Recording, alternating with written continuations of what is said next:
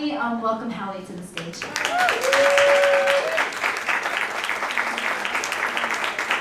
Hello, how are we?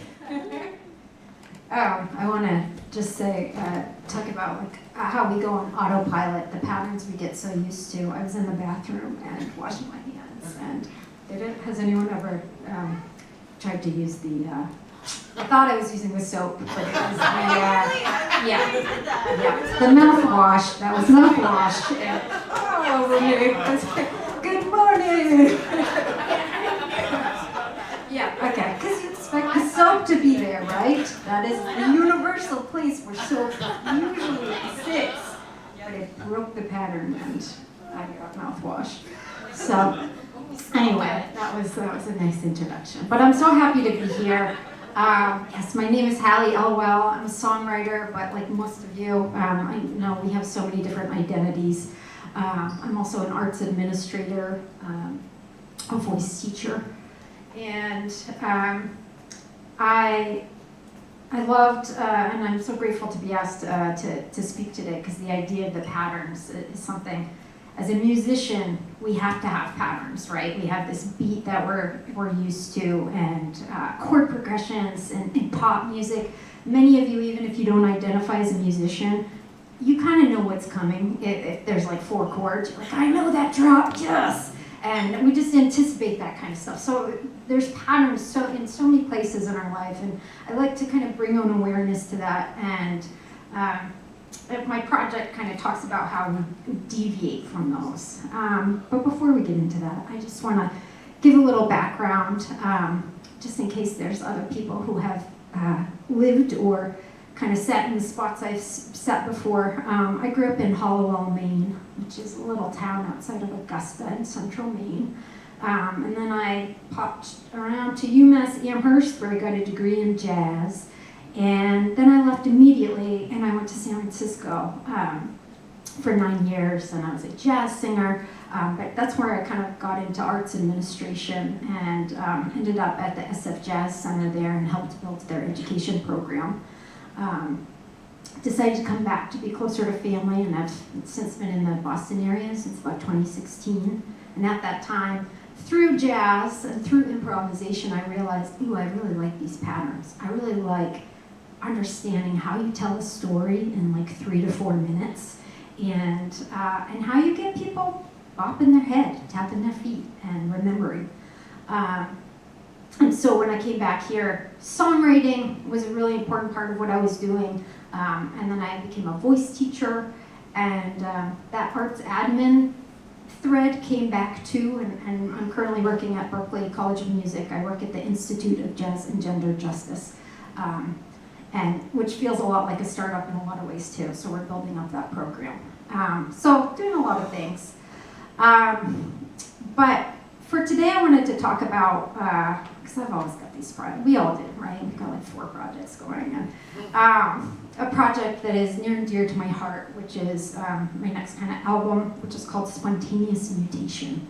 I have a medical condition called neurofibromatosis, and that is a medical term that was given to me, which is 50% of the cases of NF, neurofibromatosis for short, it's called NF, are called spontaneous mutations, where a cell mutates, and for me that manifested as a facial difference. And that medical terminology, I never thought to question it, but I never really integrated it into the rest of my life either. I had this doctor that I had a relationship with who knew what my condition was, and everybody else just like nodded politely or pretended they weren't staring at me. And I kind of lived that way, very separately for a long time. Words like deformity and medical anomaly were used to describe what I had. And I didn't think anything of it, like I said. But as you get older, I'm 40 now, I started kind of reflecting on this part of myself that I had never really talked about or acknowledged, even though the minute I walk out the door, I'm kind of like this walking museum, and hours are like anytime you leave your house, where people are staring, they're super curious. And so I was like, okay, how can I put a narration on this, and as a storyteller, start start understanding this story for myself. So I decided to look at this term of spontaneous mutation and what that means. Nobody else in my family has this condition. I'm the only one. So if that cell mutated and turned into me, just thinking about how can we take that term back and apply it creatively to anything, really, when something mutates. Is it bad? Is it good? Or just is? So this turned into an album of 10 songs, but then it got really big because once you start thinking about these mutations and the patterns of what we are expecting and how we can break them, it can start leading to a bunch of new places. So I realized that it also had to become a podcast because there were so many stories, and stories keeps coming up again, around disability that have never been told, and about facial difference. I think many of us kind of get, whether we realize it or not, like from a very early age, we're just like kind of fed fairy tales of these stories of this beginning and middle and end. And the character is introduced, and then the problem is introduced, right? And then the conflict happens. That's kind of the peak, the climax of the story, and then we get resolved. And I thought started thinking about how these stories come to play and how so many of us come to expect that end, that resolve, and how few, like many of us don't really get a resolve in life. And certainly when you have a disability, there's like no magic kiss or pill or potion that is going to make my face different, right? So I got really curious about that thought and that pattern of expectation in these fairy tales. And I also started thinking about how facial difference or disfigurement plays out in them. So a really obvious example is like Disney's Lion King. Scar is the evil person, and it's very like that's a very easy design like thing to be, give him a scar, he's evil. And a very fast way in our stories to identify a character. James Bond, all the movies do this too. They just put a huge scar on somebody's face. And so I wanted to kind of unravel these expectations that we set in our stories about who's the good guy, who's the bad guy, and just tell my own story through this.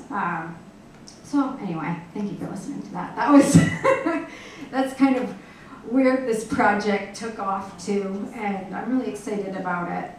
But I also wanted us to think kind of on a larger scale of, if you take this word spontaneous mutation, right, and it's maybe not good or bad or whatever it is, but thinking about your own spontaneous mutation that's happened in your life. And Sophia and I were talking about patterns, right, of expectations. Maybe your family owns a business and the expectation is that you are going to inherit that business and do it. Or the benchmarks many of us are expected to do, right? I was supposed to be married by this age, maybe have a kid by this age, definitely have a house by this age. And whether we deviate from that or we hit those goals, and then there's like this what's next, right? Because the happy ending is somewhere out here, right? So I'm just thinking about, I wanted to just take a minute of your time to think about like the spontaneous mutations that have occurred in your own life, of a deviation from the norm or from the expected, and your reaction to it, right? Was it good? Was it bad? Was it neutral? Did it lead to something? Just take a minute to think about that, and we can discuss in a minute. But yeah, just give yourself a minute. Does anyone have one they want to share? A mutation that occurred. It's okay if you don't. Some of the stuff. Oh, okay. Always. Thank you. Well, I was supposed to be a doctor or a lawyer, and I decided to be, based on parents' expectations, right? Like, was top of my class all the time, so the expectation was she'll do something really smart. Smart. And I ended up being an artist and a musician, so drove my parents up the wall. The mutation end, the musician end, because of that, what is now for you? And What is do you, that? yeah. So now I have an art studio. I'm teaching kids how to be creatives, and I work on my albums and work on music and writing a children's book. Like, this was all nonsense. The creative life was not supposed to be my thing. It was supposed to be security. From an immigrant family, it was supposed to be security.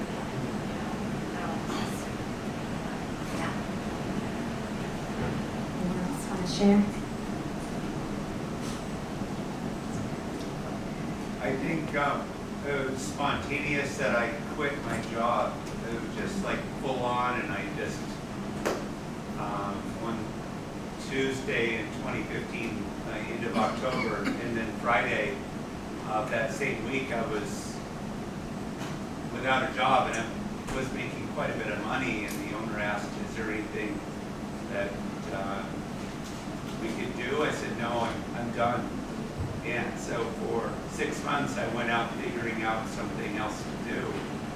And I feel like it's really changed my trajectory. And it was a bit of spontaneity that has really helped me with resilience and helped me do different things. So the changes has really been healthy. And I feel like that when I get another, like my daughter and I were talking about helping her bread business. So I spontaneously bought a building, and that changed my branding. So now I have this 1920s building that I'm repurposing for a coffee bar that is helping me inform physical manifestation of genuine connecting, and how do I communicate that in all my different channels. So it's giving more form to what I do, more clarity, and I feel like that wouldn't have happened if I wasn't challenged. I do think I have a finger that's missing that people beat me up for in junior high school, and I asked my dad, could I have something that go on it, and maybe not having those kind of things and growing up with some of the different things that happened that was somewhat spontaneous. And then I'm able to play clarinet, so I have a performance, and I was able to do concertos. Like at BU, I did a Trommer concerto, and I feel like I adapted. And it's so amazing. I have a love for jazz. I've never been soaked into it, but I do think there's a sense of spontaneous things that have happened to me over my life that has really helped me to not evaluate necessarily all the circumstances, and I see a little larger context at times, and I think that's because of some of the things that have happened to me. Thank you. And I liked that word, adapt, right? I think many of us do it without even realizing we're doing it. And that's the work of a creative too. It's just, man, that pivot, it's gotta happen. Not sometimes out of necessity, but sometimes also that spontaneous mutation, it often does kind of happen. It can feel like really quickly, like I just got up and quit, but it's like, I wonder like how much of that had been growing inside you. You knew this identity of I'm an artist, right?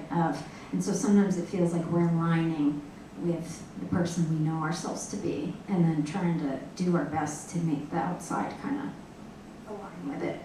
And so for me, that's what this project was, right? It's like, I got this whole side of myself that I just like had relegated to a hospital, and that was it.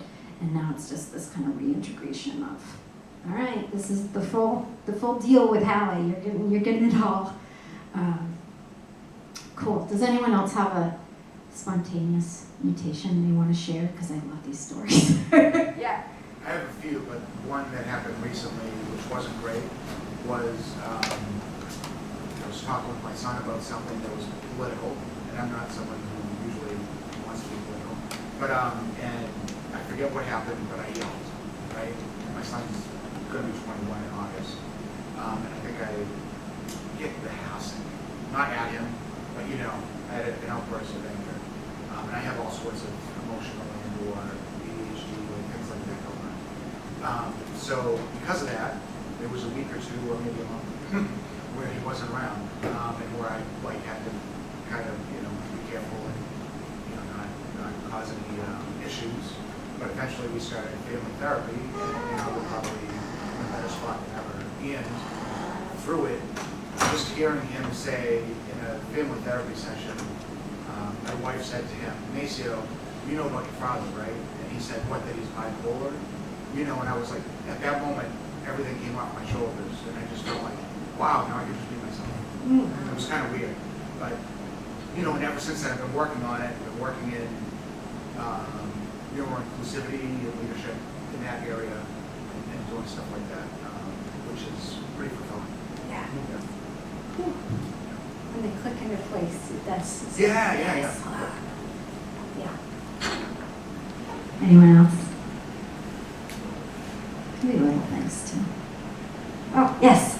It's not creative, but it's about a spontaneous decision that led to a massive life change. Yeah. So a friend of mine was having a birthday party. She was turning 40, and she had two parties. The first one was all about celebrating life and all this type of stuff, and I did not go to that. And she threw another one that was actually about celebrating death or embracing death and getting older. And to my surprise, I went to it.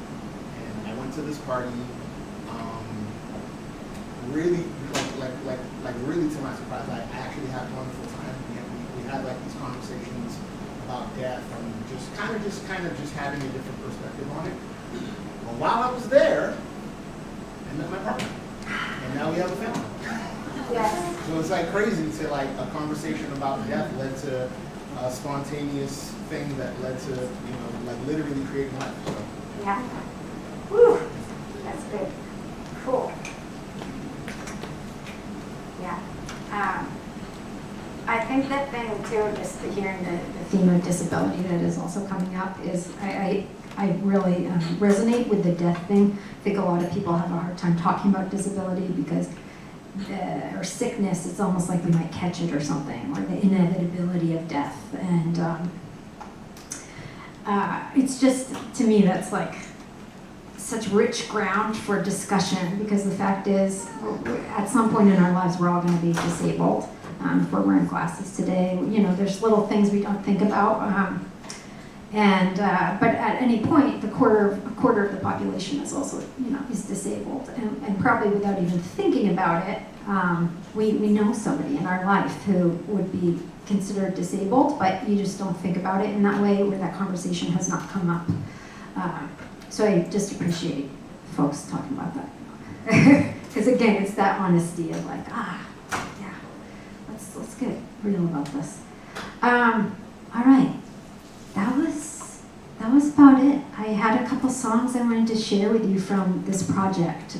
It's a 10-song project. It's kind of a biographical, and throughout it, although it's very bare bones today, what I told the musicians was the lens is spontaneous mutation. So please, improvise and think bigger about this and what that means to you.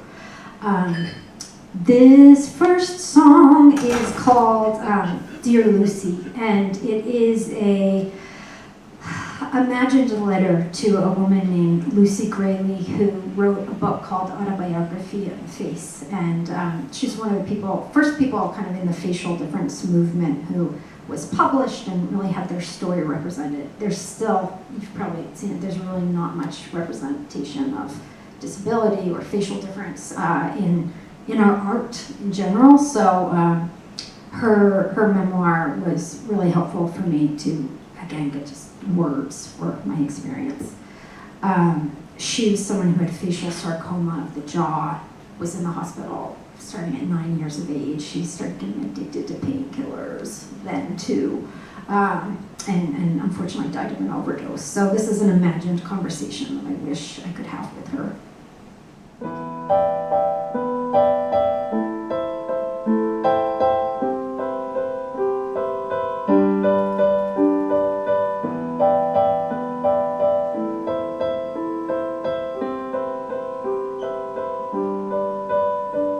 Dear Lucy, I wanna take you out for coffee. I wanna chat about the world, about the pills they gave out like candy.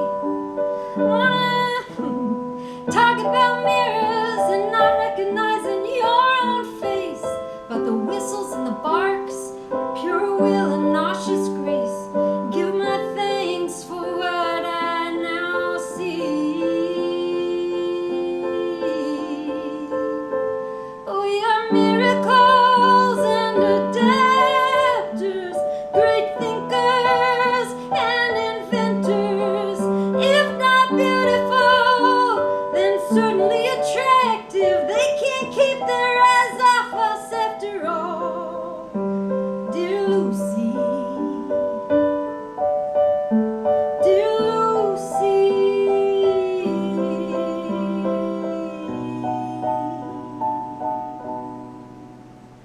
I want to tell that interviewer to shut up about kisses and sexuality.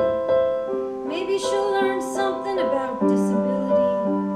But maybe you wouldn't even know or think you were disabled. A lot has changed since you've been gone. Whole movement that includes us if we want. If we want.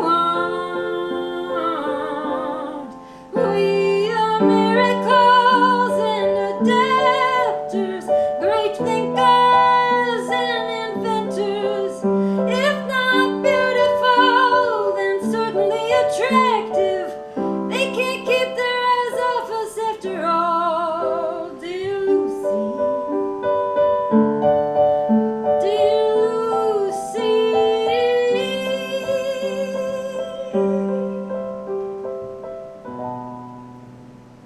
And maybe the professor in you would write red lines through my words, tell me I got it all wrong. But mostly, Lucy, I'd like to tell you you were my beginning. Sincerely, anomaly.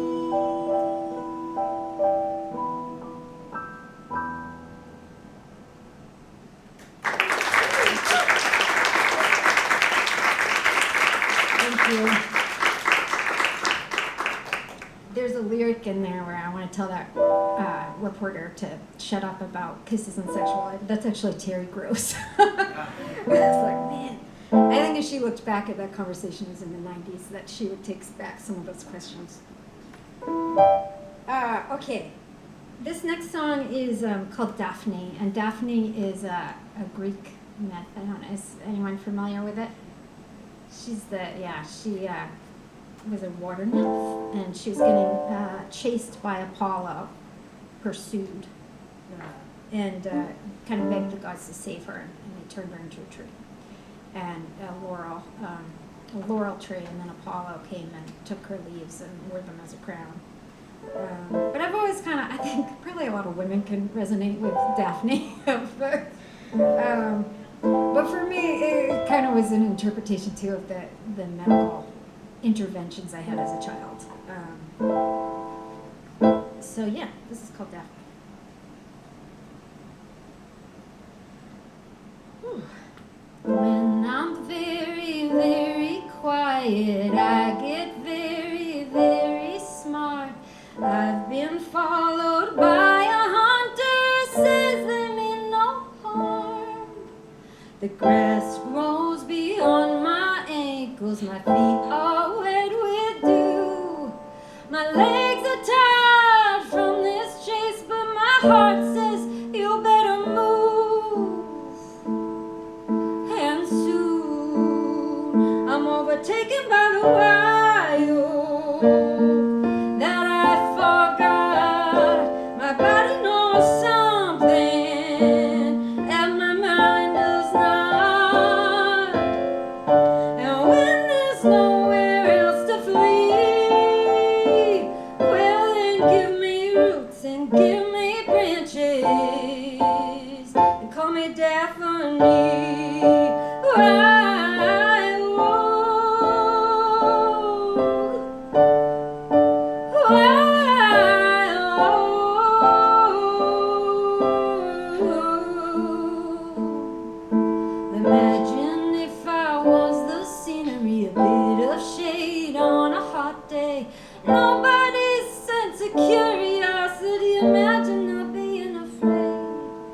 The ground's been talking beneath me, kicking up these memories. Well, I thought I had lost her, but she was just waiting for the while that I forgot. My body knows something that my mind does not. And when there's nowhere else to flee, well then give me roots and give me branches. Call me Daphne.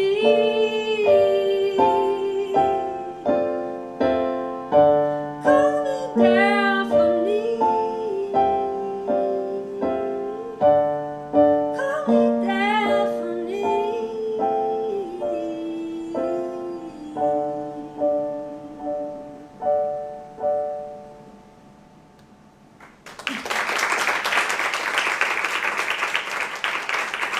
Thank you very much.